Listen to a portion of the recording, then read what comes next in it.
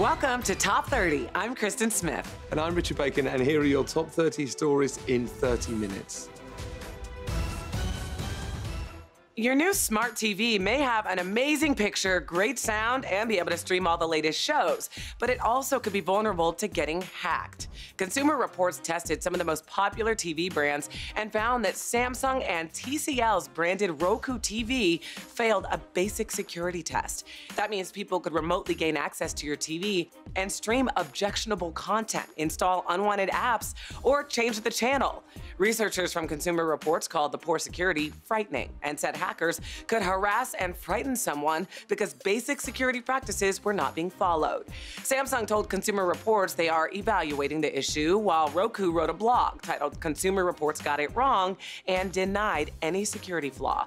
The popularity of smart TVs is growing, meaning even more people could be at risk as this technology gets into more homes. Let's go to the New York Stock Exchange for our Fox Business Minute with your friend and mine, Nicole Pedalides. Nicole, I hear there is big news in the worlds of Star Wars and Game of Thrones. That's right, Richard. The writers behind Game of Thrones have signed on to write and produce a new series of Star Wars films. Disney, which is Lucasfilm's parent company, said it's also developing a few Star Wars TV series for its upcoming standalone streaming service. Christian Louboutin is looking to trademark his red-soled shoes. The French designer went to the European Court of Justice to prevent Dutch company Van Haren from copying the color of his footwear. But an official said the trademark protection might be invalid under EU law. Chipotle is the latest company to offer bonuses and benefits to its 71,000 employees. And Nicole, are there any other changes being made? Customer traffic has been low, but the burrito chain is looking to tackle weak sales by implementing a few changes, such as a loyalty program, mobile orders, delivery, and catering. Nicole Pedalides at the New York Stock Exchange. Thank you. Kristen, you're talking about the SpaceX launch. Yeah, that's right, Richard. Elon Musk's SpaceX launched the Falcon Heavy from the Kennedy Space Center on Tuesday. The spacecraft is being hailed as the world's most powerful rocket. And on board is Musk's personal Tesla Roadster, with cameras mounted so we can watch the car cruising in space. Meanwhile, health officials warn the flu season isn't nearly over and could last several more weeks. And if you think you're in the clear because you already got the flu, think again. Experts say multiple strains make it possible to catch a flu virus more than once. And Eagles wide receiver Torrey Smith got his teammate Carson Wentz on FaceTime with his biggest fan. Yeah, stand up. You're all right. Say hello. Say what's up. Oh my. Now, that's a day he'll never forget. Billionaire Steve Wynn is stepping down from his Las Vegas empire amid allegations of sexual assault. In a statement, Wynn blamed an avalanche of negative publicity. That avalanche began late last month with a Wall Street Journal piece alleging that for decades, Wynn had harassed dozens of female employees in his hotels and casinos and forced some into having sex. Wynn denied the allegations, but soon after, he resigned as head of fundraising for the Republican National Committee. For over 50 years, Wynn has run Vegas casinos. He helped create icons of the Strip, including Treasure Island, the Mirage, the Bellagio, and the Wynn and Encore Towers. According to Forbes, he's worth about $3.3 billion. He's credited with shaping modern Vegas into a destination not just for gambling, but also for fine dining, entertainment, and high-end shopping. Wynn's downfall is effectively part of the Me Too movement, in which women are sharing stories of harassment by powerful men.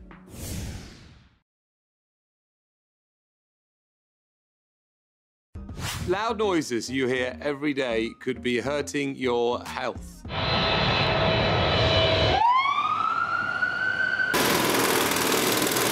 Researchers say noise pollution, like a plane taking off, an emergency siren, or a jackhammer at a construction site, can trigger a stress response in the body. That stress response is the release of a hormone. Over time, the repeated release of that hormone can have a negative impact on your heart.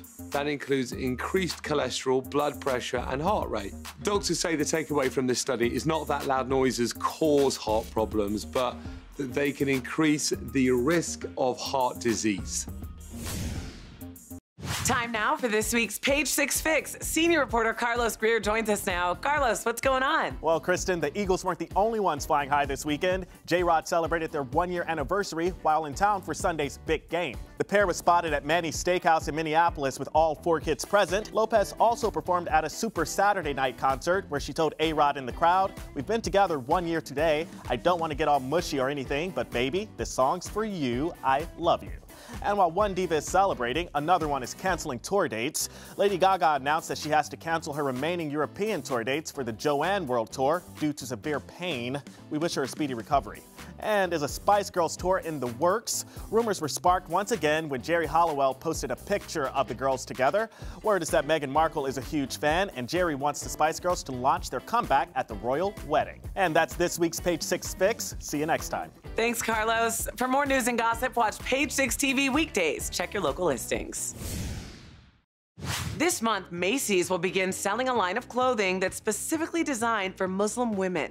The Verona collection is a line of ready-to-wear pieces like dresses, tops, cardigans, pants, and hijabs that are very versatile and come in a variety of colors. Lisa Vogel, who founded the collection, said she was inspired to create the line from her personal experience of struggling to find modest clothing that was also fashion-forward. Vogel said in a statement, "Verona collection is more than a clothing brand. It's a platform for a community of women to express their personal identity and embrace fashion that makes them feel confident on the inside and outside." The collection was incubated at the workshop at Macys, the retailer's minority and women-owned business development program, and it will be available at Macys starting February 12th. The Pentagon's Department of Defense cannot account for hundreds of millions of taxpayer dollars. This according to an independent review conducted by Ernst & Young. Politico reports the Department of Logistics Agency didn't properly account for over $800 million in construction projects, while erroneously accounting for another $465 million. And you know, Kristen, I think by and large, people are comfortable with the idea of government spending going down for most departments apart from the Department of Defense, where received wisdom is you increase spending. But I think if you increase spending on a department that's largely secretive, a consequence of that is going to be quite a lot of waste. But to know that it's taxpayer money, though, especially hundreds of millions of dollars, I mean, just looking at this audit, the first audit of this magnitude, and it really is shocking. I mean, for example, the agency couldn't produce evidence for $100 million worth of assets in its computer systems. How do you not know where $100 million goes? There is no reason that we shouldn't ask really serious questions about the way that the military spends its money. Yeah, I think we have a right to know, and I think this audit shows that we can't run from Uncle Sam. Even Uncle Sam can't run from Uncle Sam. No way. Okay, so a New Hampshire woman is about to be $560 million richer thanks to a winning lottery ticket. But listen to this, Richard. She can't collect the money because she won't make her name public. The lucky lady is suing the state of New Hampshire now so she and her money can remain anonymous. When you win the lottery in the UK, it is assumed that you are anonymous. And if you want to be public, you ask to be made public and you have a press conference. But the assumption is anonymity because not everyone wants to be famous. The lottery people are saying it has to be made public to preserve the integrity of the lottery. So basically, you know, hey, this is legit. We are not fraudulent. This is the person who won, and now you see it. And it's not a bad look to have that big check for marketing and publicity as well. For them. And then, on the other hand, to your point, that woman, I mean, now she would be made public if we knew her name to family, friends, strangers, con artists. Who knows she's rich now as well. Exactly, and her safety, you have to think about that. Her safety. Of course. Protect the integrity of her before you protect the integrity of the lottery. Amen. Hillary Clinton is back in the news. The 2016 presidential candidate was speaking at Georgetown University to honour human rights when she blamed sexism as a contributing factor for her loss. Clinton said, "Any of you who've read my book about what happened know that I think misogyny and sexism was part of that campaign. It was one of the contributing factors." Right now in America, fewer than 1 in 4 elected officers across local, state and federal levels are held by women, and that is a lower number than in Iraq and Afghanistan. To that point, there's this organization called Emily's List, and basically it tries to get more women involved in politics, right? And when President Trump was elected, from the moment he was elected, 26,000 women contacted this organization interested in running for office. Why is that important? Because 2 years ago, only 920 women contacted them. Look how many went on the march at the beginning of last year as well, right? Growing and growing. That's participation. Well, how about this story, Richard. A Southern California Girl Scout edged out the competition by selling cookies in front of a marijuana dispensary. Yes, you heard me correctly. The pint-sized salesperson of the year strolled in front of Urban Leaf, a San Diego dispensary, peddling 300 boxes of cookies out of a wagon.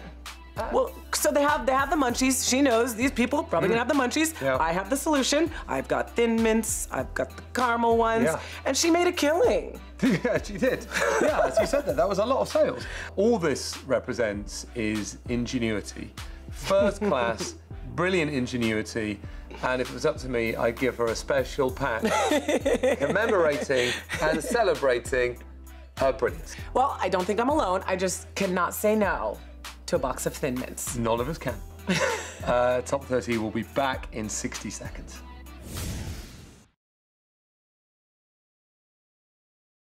In today's Hometown Stories from Fox 13 Tampa Bay, Brian Jacobs was a battlefield paramedic in the Marines. Upon his return home, he decided to turn his love of cooking into a profession and help other veterans in the process. So he started Vets to Chefs, a 12-week culinary training program for veterans, cooking up tasty meals while regaining a new sense of purpose. I love cooking. It's really fun to me. I'm passionate about it, and I look forward to going to work every day, and I haven't had that in a long time. Our next story from Fox 4 Dallas. In honor of Black History Month, the Dallas Executive Airport is featuring a special traveling exhibit called Rise Above. The exhibit tells the story of the Tuskegee Airmen through World War II artifacts, planes, and a film about the first African-American military airmen. Visitors leave with a dog tag featuring the principles of the Tuskegee Airmen. We hope the kids, when they see this movie, they're inspired to rise above their challenges they find themselves in and make some better choices when they go to school or play sports or whatever they decide to do with their life. Our final story from Fox 10 Phoenix. A group of seniors are having fun and staying active with their softball league. 12 senior citizen softball teams meet up every spring, and this year one of the teams has a 97-year-old catcher and a 90-year-old pitcher. So what's 97-year-old Gil Splain's secret to staying young? I eat hamburgers and fries and drink beer and whiskey. A little fun both on and off the field sure does seem to be doing the trick. Democratic Assemblyman Ian Calderon wants to make it illegal for dine-in restaurants and bars to offer plastic straws to customers, all part of an attempt to help the environment. The law would likely diminish the number of straws distributed daily, which would hopefully prevent them from ending up on California's beaches. Between 1989 and 2014, straws and plastic stirrers were the 6th most collected item at California Coastal Cleanup Days. Assemblyman Calderon, it is a pleasure to speak with you today. Thank you for joining us. Thank you for having me. I appreciate it. Why plastic straws? What did they ever do to you? It's less about the item exactly as a straw and more that it's a single-use plastic item that is extremely prevalent in our societies as a convenience item. But am I right in thinking that you would agree that if a restaurant gave someone a plastic straw who hadn't asked for a straw, and as a consequence of that, someone ended up in prison, that would be ridiculous? That was never the intent of the bill. The intent of the bill was always to say at dine-in restaurants, if you want a straw, you can have it. You just have to request it. There's 100,000 straws that were picked up on LA County beaches alone by Heel to Bay. So once these straws, these single-use plastics, they get into the environment, they just break down into smaller pieces that never go away, become microplastics that fish eat, and then we eat the fish. So we're essentially poisoning ourselves. Assemblyman, thank you very much. Seniors and young children are coming together in the sweetest way. One Generation has developed an integrated daycare in which the elderly and kids spend time together on a daily basis. The nonprofit organization has found that having children from 6 weeks old to 6 years old play with the seniors enriches the lives of everyone involved. Together, they do activities like gardening, sports, arts and crafts, cooking, and music. In a statement from One Generation, they say, when generations come together, everyone benefits. Seniors have improved health, youth do better in their studies, and communities have stronger ties. Such a great idea. A new TV show from a prolific producer is generating a lot of buzz and packing a lot of star power. Jason Matheson, host of The Jason Show on Fox 9 in Minneapolis, has more. Jason? Hey, Kristen, needless to say, Ryan Murphy is this generation's Aaron Spelling. And for all you youngins out there, if you don't know who Aaron Spelling is, go ahead and Google it. Ryan has 4,000 shows on television, including Crime Story, American Horror Story, and the new one on Fox, 911. Well, he's getting ready to do a brand new show called The Politician, and this one has a lot of star power behind it. Listen to this. Ben Platt from Dear Evan Hansen on Broadway will star. He's going to be a wealthy businessman with political ambitions. It also has, are you ready for this? The Mirror has two faces. Barbara Streisand will be in it as well, and Gwyneth Paltrow. And there's even a rumor that Barbara will direct. Let me just ask Ryan Murphy, who's like a little bee who pollinates a lot of flowers, please take care of all the flowers. Kristen? Well, Ryan Murphy definitely has a lot going on, but if anyone can pull it off, I think he can. Thanks, Jason. A new toy for visually impaired children recently won the Not Impossible Limitless Award at the Consumer Electronics Show in Las Vegas. It's called Beck Dot. It teaches the fundamentals of braille to kids as young as toddlers. And it all started with one determined dad on a mission to help his 2-year-old daughter.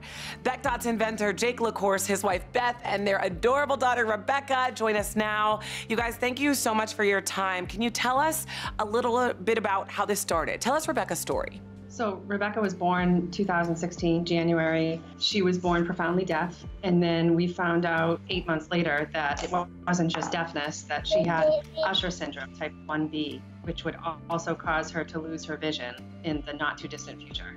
And how did Beck Dot come into the picture? Tell me about that. There weren't a lot of toys on the market for children with visual impairments. I have a background in engineering and product development and decided that I would sort of use my skill set to change that. How does Beck Dot work? So the idea is that the child will, see the toy, recognize that when they place it on the reader, it pops up these little dots, and that those dots represent a word.